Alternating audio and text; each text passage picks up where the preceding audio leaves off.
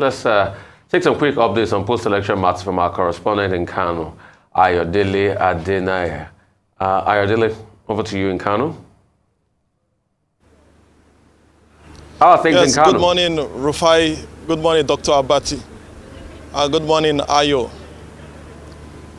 Yes, live here in Kano, the presidential election for Kano was concluded late into the night yesterday. And of course, to many, it was not really surprising getting the figure of what transpired with the former governor of Kano State, Rabiu Musa Kwankwaso, who belongs to the New Nigerian People's Party, winning the state owing to the pedigree that a lot of people know him with, especially the Kwankwasia movement in Kano State. So, like I said, the collation was done yesterday and everything was concluded. They started since on Sunday evening, and lo and behold, everything was concluded yesterday. But one thing that is so obvious is the low turnout of people, comparing the total number of collected permanent voters card as announced by INEC and what we have yesterday as the total accredited number of people, because the PVC collected stood at about 5.7 million people collected their PVC in Kano, and what we have from the accredited voters is about 1.7 million people came out to vote, and this figure is truly invariant because we have about 4 million people not coming out to cast their vote in Kano State. So, and the winner, of course, like I said, was Rabiu Musa Kwankwaso, who pulled about 997,000 plus votes, and a lot of people were expecting that at least his vote should have crossed over to a million votes, as you have it in other presidential candidates who have won Kano over the years. But the margin is still high when you compare it to what the second party, which is the APC, the ruling party in the state, who have about 517,341 votes in the state. But the state entirely is very apprehensive, waiting for who will eventually emerge the winner in this presidential election in the country, because as I speak to you right now, a lot of schools are not opened.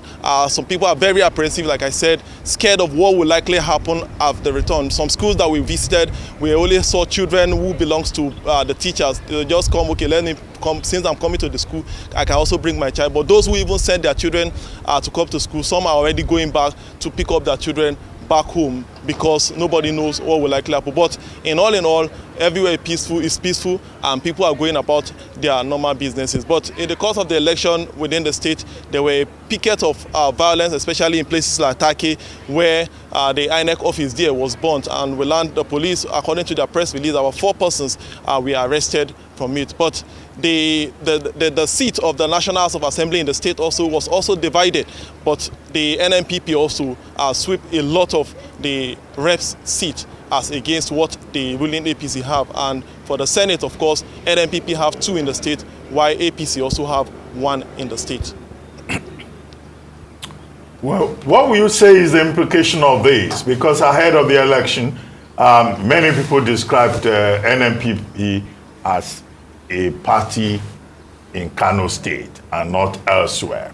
And do you think that this is just a confirmation of the of that assumption that the influence of the NNPP is basically within Kano?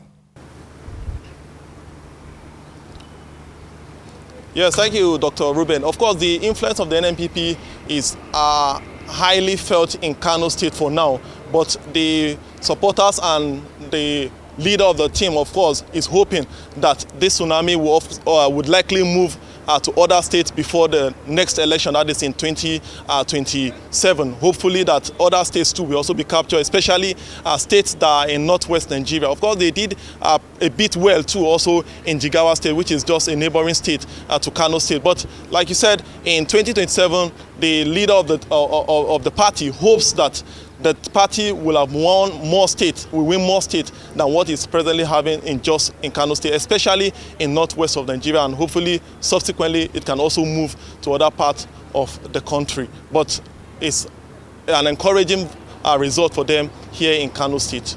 But what is the mood in Kano? Because in one of those local governments, we were told that INEC office was set ablaze But after the collation and the announcement of results, what is the mood within the community, statewide? Yes, the local government that was attacked is Takei local government, where the INEC office was situated. In fact, that was what delayed the collation of result yesterday. In fact, it was the second to the last result that was announced yesterday because of the officials there, the INEC officials there were attacked. In fact, we learned from the information that was gathered from the INEC office that one of the officials was hospitalized, and that was what delayed it, and the other ones just have to escape narrowly, shivering and with the tension, and with the help of security agency, he was able to be brought back to the state headquarters in Kano State. But for now, normalcy, like from what we heard from the police and from what we saw there, normalcy has been restored there, and about 4 persons were arrested for the arson, and normalcy has been restored to that particular area for now. All right, well, thank you very much for bringing us reports. We look forward to more updates as more results are announced in the course of today, and we do hope that peace is maintained in Kano. Thank you.